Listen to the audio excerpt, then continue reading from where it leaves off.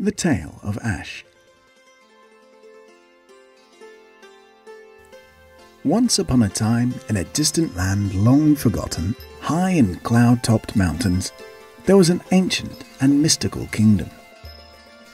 And in this land dwelt a gentle-hearted and beautiful young man, who lived in an old house with his wicked stepmother and her two vile stepdaughters. Though pretty on the outside, his stepsisters were cruel-hearted, and they would mock him constantly, making a joke of the way he dressed and spoke and wore his hair.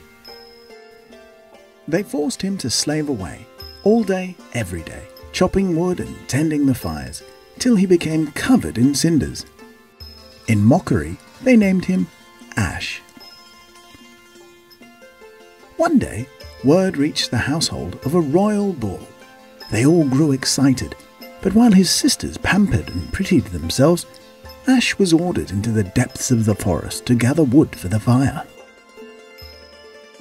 He headed off alone and despairing, and in the heart of the woods he sat down on a fallen stump to cry.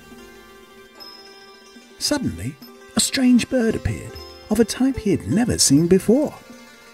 Fluttering to the ground, the bird transformed suddenly into a curious forest spirit, which revealed itself to be his fairy godparent.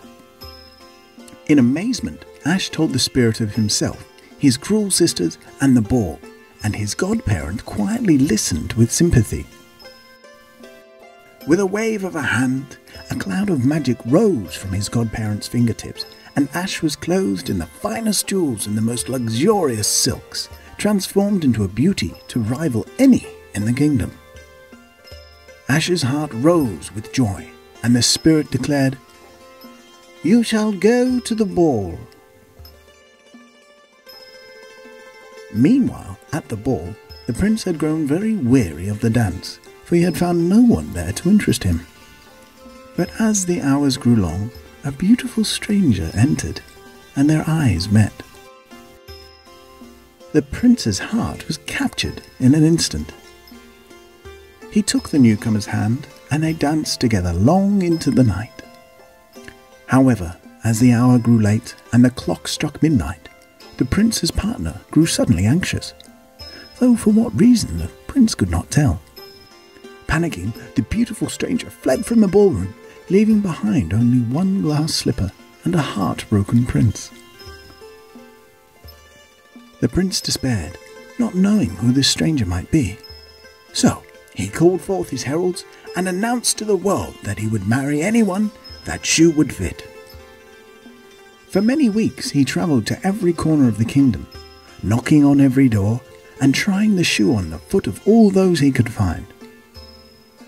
But the slipper was of unusual size and would fit no one.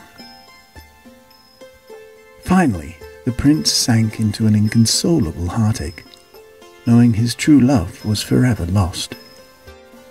One night, however, when the moon was full and the stars bright, a shy figure stole into the palace gardens.